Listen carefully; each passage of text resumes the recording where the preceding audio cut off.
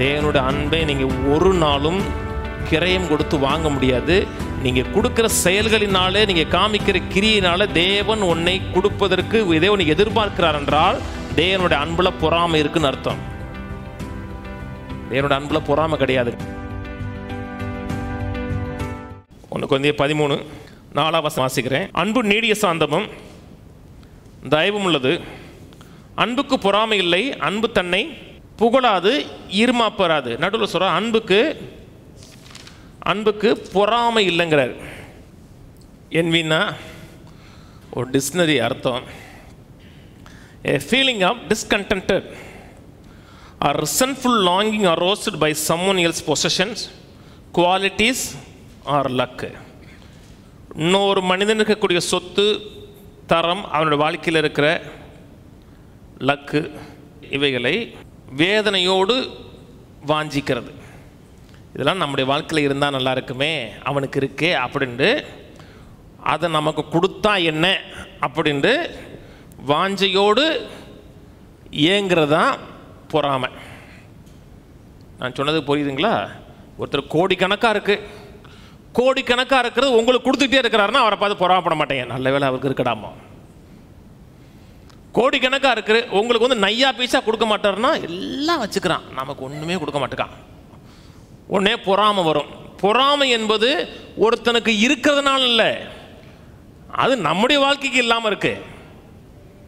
நமக்கு இல்லையே, நமக்கு ஒன்றும் கொடுக்க மாட்டேக்கானே, இவ்வளோ வச்சிருக்கிறானே, நமக்கு 2 கொடுத்து உதவுனா நல்லா இருக்குமேன்று ஒரு காரியத்தை ஒரு மனிதனிட்ட எதிர்பார்த்து பழகுவது, எதிர்பார்த்து வாஞ்சிப்பது. நான் சொன்னது புரியுதுங்களா? தேவன் ஒரு நாளும் உங்களிடத்தில் ஒரு காரியம் செய்வதற்கு உங்களிடத்தில் நீ எதையும் எதிர்பார்க்க மாட்டார். நீ இதை செய்யி, நான் உனக்கு இதை கொடுப்பேன் அப்படின்னு தேவன் எதிர்பார்ப்பதே கிடையாது. சில பணக்காரங்களுக்கு அந்த எண்ணம் இருக்குது, நாம் ரட்சிக்கப்பட்டது ஆண்டவருக்கு நல்லது, நான் ரட்சிக்கப்படலைன்னா அந்த சர்ச்சை கட்டியிருக்க முடியாது, நான் ரட்சிக்கப்படலைன்னா இவ்வளோ ஊழியம் நடந்திருக்காது. ஆண்டவர் உங்களை ரட்சித்தது தேவனுடைய கிருபை. உங்களிடத்துலேருந்து இதெல்லாம் நீங்கள் கொடுப்பீங்க, தேவனுக்காக அதை நீங்கள் செய்வீங்கன்னு கர்த்தர் எதிர்பார்த்து எதையும் செய்ய மாட்டார். கர்த்தர் ஏதாவது உங்களோட வாழ்க்கையில் எதிர்பார்த்து உன்னை செய்கிறார் என்றால் தேவனுக்கு பொறாமை இருக்குன்னு அர்த்தம். நான் சொன்னது விளங்குச்சுங்களா? தேவன் உங்கள் வாழ்க்கையில் என்ன கொடுத்தாலும் இதனால அவருக்கு என்ன ஆதாயம், நீங்கள் என்ன திரும்பி அவருக்கு கொடுப்பீங்க என்று எதிர்பார்த்து கர்த்தர் கொடுப்பதே கிடையாது. நான் சொன்னது புரியுதுங்களா? அன்றைக்கி ஒரு மனிதன் வாழ்க்கையில் சரியில்லை, என் வாழ்க்கை சரியாக அமையலைன்னா, ஆண்டவரே இன்றைக்கி நான் ஒழுங்காக இருப்பையா, ஒழுங்காக ஜெபம் பண்ணுவியா, ஒழுங்காக சஜபிக்க வருவியா, ஒழுங்காக தசமாக கொடுப்பையா, ஒழுங்காக காணிக்க வருவேன், நான் உபவாச கூட்டத்துக்கு வந்துடுவேன், 5 மணி ஜெபத்துக்கு வந்துடுவியா, என்னை ஆசீர்வதிங்கன்னு இவெல்லாம் கரெக்டாக செஞ்சவொன்னே கர்த்தர் கொடுக்குறாருன்னா இதெல்லாம் செய்கிறதுக்கு அவன்கிட்ட எதே ஒன்று எதிர்பார்க்குறாருன்னு அர்த்தம். இதெல்லாம் செய்யணும், இதெல்லாம் செஞ்சால் உங்களுக்கு நல்லது. உங்களுடைய மனது தேவனுடைய காரியங்களை சென்சிட்டிவாக இருக்கும். ஆனால் நீங்கள் ஜபிச்சாலும் உபவாசிக்கிட்டனாலும் சர்ச்சுக்கு வராட்டாலும் அவர் உங்களுக்கு ஆசீர்வாதத்தை கொடுத்துக்கிட்டு தான் இருக்கிறாரு. சர்ச்சுக்கு வர்றதுனால கொடுக்கலங்க, சர்ச்சுக்கு வரும்போது எவ்வளோ கொடுத்துருக்காரு உங்களுக்கு சொல்லி கொடுக்குறோம். அவர் 2000 வருஷத்துக்கு முன்னாடி கொடுத்தாச்சுங்க. நான் சொன்னது புரியுதுங்களா? தேவனுடைய அன்பை நீங்கள் ஒரு நாளும் கிரயம் கொடுத்து வாங்க முடியாது.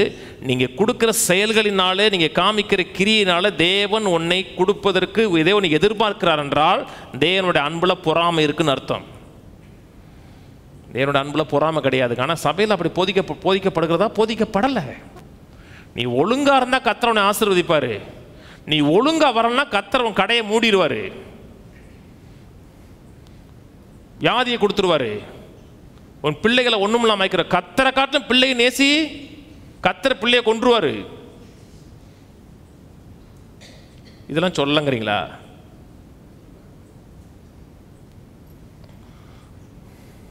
அப்போ தேவன் என்கிட்ட எதையும் எதிர்பார்க்குற. அப்போ என் மேலே வைக்கிற அன்பு ஜென்யூன் அன்பு இல்லை, பொறாமையில் வர்ற அன்பு. அது இதுதான் செய்வான்.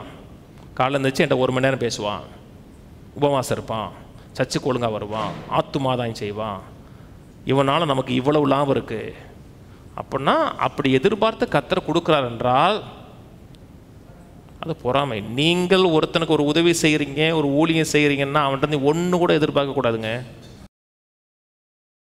எத்தனை பேர் ஃபோனில் ஜெபம் பண்ணுறாங்க, எத்தனை பேரோட வாழ்க்கை நல்லா இருக்குது, அவங்கள்ட்ட இது வரைக்கும் ஒன்று கூட எதிர்பார்த்த கிடையாது, ஒரு காரியம். அப்படி எதிர்பார்த்து நாம் ஊழியம் செய்கிறேன்னா என்னுடைய அன்பு வந்து ஜென்யூன் அன்பு இல்லை, என்னுடைய அன்பு வந்து பொறாமை உள்ள ஒரு அன்பு. நீங்களே உலகத்திலே மல்டி மில்லியனராக பில்லியனாக இருந்தால் கூட இவ்வளோ வச்சிருக்கிறாரே நமக்கு ஒரு கார் வாங்கி கொடுக்க மாட்டாரா அப்படி நினச்சேன்னா நான் ஊழியம் செய்யறதுக்கு லாய்க்கே இல்லைன்னு அர்த்தம். அந்த அன்பில் பொறாமை இருக்கக்கூடாதுங்க. இன்னைக்கு அநேக மக்கள் பேசுகிற காரியமே அப்படித்தாங்க இருக்கு. இப்படி வாழ்ந்துட்ட இனிமேல் ஆண்டவர்கிட்ட பேச மாட்டார், ஆண்டவனை கைவிட்டுருவார். 30 வருஷம் 40 வருஷம் ஆண்டவருக்காக வாழ்ந்திருப்பான், ஏதோ ஒரு பாவம் பண்ணியிருப்பான், தேவனுக்கு பிரியமில்லாத வாழ்க்கை வாழ்ந்திருப்பான், இனிமேல் கர்த்தரை பயன்படுத்த மாட்டாருவாங்க. கர்த்தரை இனிமேல் உங்களுக்கு பயன்படுத்த மாட்டாருன்னா சிம்சோனை பயன்படுத்தினாரா? பழைய ஏற்பாடு நல்லா கவனிங்க பாஸ்டர், இதை வச்சுட்டு சொன்னீங்கன்னா நீங்கள் அது வந்து அதாவது தீக்குள்ளே கையை விட்டால் கூட கர்த்தர் உங்களை சோமாக்கிடுவாருன்னு சொன்னும் பொழுது விட்டு பார்க்கக்கூடாது. சொல்கிறாரே விட்டுனா உடனே சரியாக இருங்கிறாரே, அது முட்டாத்தனம். தேவன் உங்களிடத்தில் எதிர்பார்த்து இவனுக்கு நான் செய்கிறேன், இதனால் எனக்கு ஒரு பிரயோஜனம் என்று கர்த்தர் எதிர்பார்த்து ஒன்றுமே செய்ய மாட்டார். கர்த்தர் உங்களுக்கு செய்கிற அத்தனையும் ஜென்யூனாக செய்கிறாருங்க. ஜென்யூனாக செய்கிற அந்த அன்பை எடுத்து காமிக்கிற வேலை தான் ஆவியானுடைய வேலை. தேவனுடைய அன்புக்கு பொறாமை கிடையாது.